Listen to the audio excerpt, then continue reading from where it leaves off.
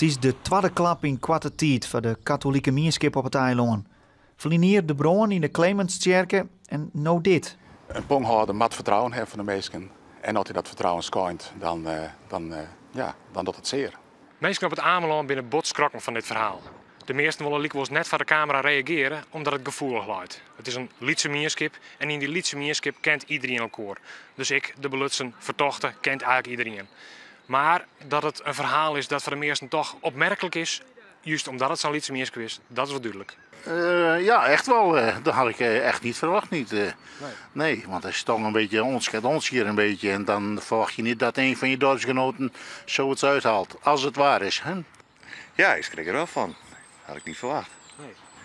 Nee. Ja, €40.000. Ja, wat zou je in de matten? Ik weet het niet. Ik weet ook niet wie en hoe en wat. Dus,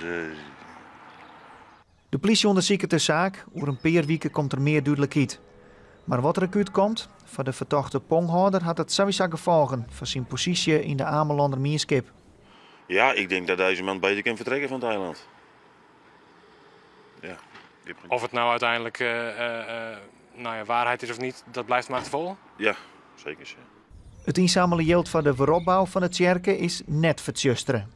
Ja, daar waren we bang voor. Maar het eerste onderzoek dat blikken van dus dat net het geval is. Dat het aparte rekeningen binnen, dus dat het geld wat inzamelen weer voor de herbouw van die oude kerken, dat geld net vertjusterd is.